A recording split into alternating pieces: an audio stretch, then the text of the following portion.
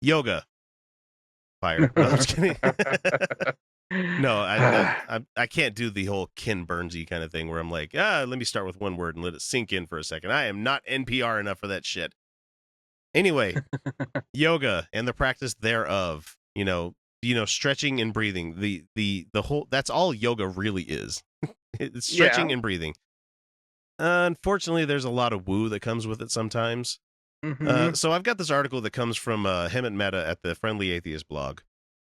And he's talking about a Catholic school that has discovered a trick to Jesus up yoga so it doesn't spiritually Huh? harm students. So just hang on, Leo.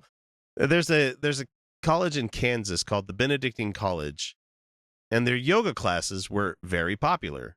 But some students, teachers, and alumni had concerns about this because yoga, you see, is part of Hindu tradition, and they felt that Eastern Yeah. mysticism could have effects on the students. Those are scary air quotes there.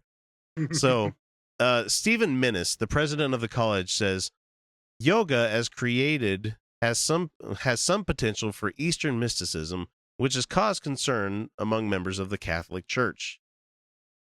Archbishop Naumann has expressed his concerns and the issues surrounding that. We asked ourselves if there's a way to bring up those yoga benefits to our students and faculty without the possible effects of Eastern mysticism, and are currently investigating other alternatives. So, you want to know what their alternative is? They introduced a class that's called Lifestyle Fitness. They rebranded yoga as Lifestyle Fitness. It said, and starting in 2017, the college will be offering a stretching and breathing class called Lifestyle Fitness in replacement of what is traditionally called yoga. And Minnis believes that students are still hoping to reap the physical benefits of yoga and currently searching for close alternatives. It's just a word, people. It's a word, and you're letting it trip you up to the point where you have to, spend money to make it better for your Christy people out there. Oh man. Well, I mean, that could have been so much worse too. Yeah, it really could have. Because I mean, really, Stretching for Christ or something like that, yeah, stretching for Christ. Well, even if they didn't change the name, but uh, Jesus themed, Christ themed yoga poses.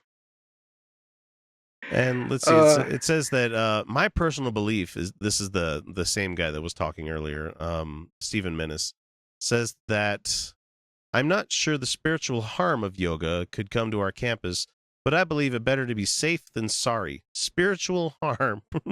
How do you I don't care what it's called, so long as it's only physical.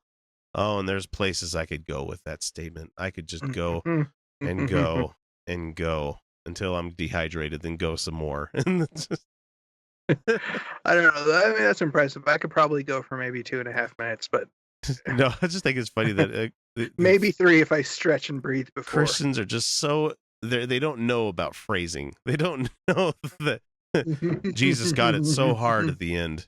Like, really? That's the phrasing you're going to go with, guys? Come on. Let's see. What else does he say about this thing? My personal belief that yoga has become like Kleenex, a generic term for stretching and breathing. Kleenex is a brand name, not a generic name.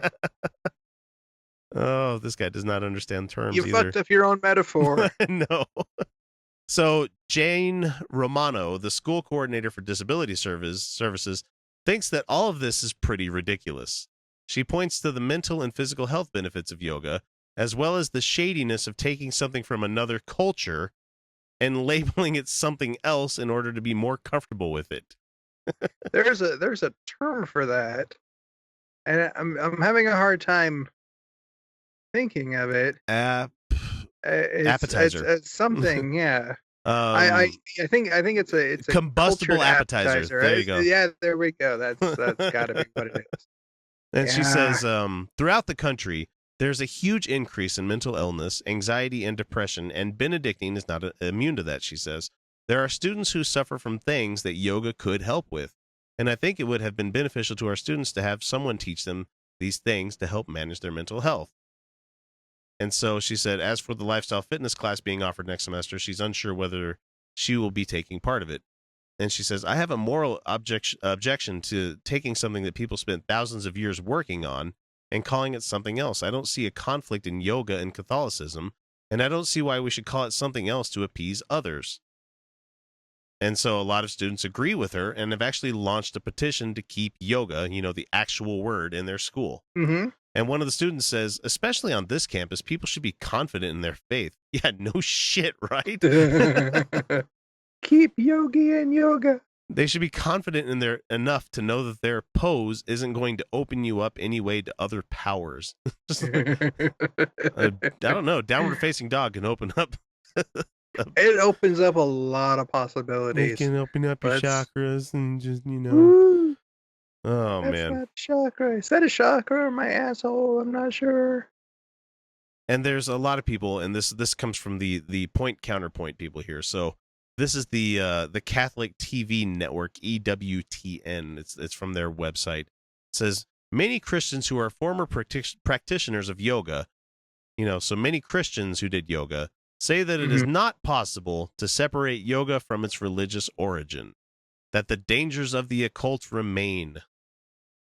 And the occult, really. Retaining the posture and seeking its purpose necessarily adopts a non-Christian worldview, opening the individual to spiritual forces as opposed to simply material ones who are opposed to their salvation.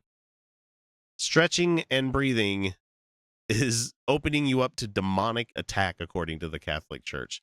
What does kid fucking do? I mean, honestly, if we're going to go there, what benefit does it have for you to be a priest and to touch little kids? If you're going to be worried about spiritual warfare and shit like that, look within your own house first. God damn it. I'm so sick of people I don't do yoga because I'm uncomfortable being fat and putting myself in awkward positions, especially because I hold gas.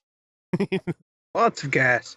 So much gas. I would have to take the hot yoga in order for it to be, oh, yeah. See, that wasn't a fart. That was body odor. Where everybody else is stinking. I mean, I'm pretty confident I could pull a couple of really good SBDs, but at the same time, it's like there'd just be that one where I'd get in this weird pose and it'd be like, whack. I'm like, oh, that was me.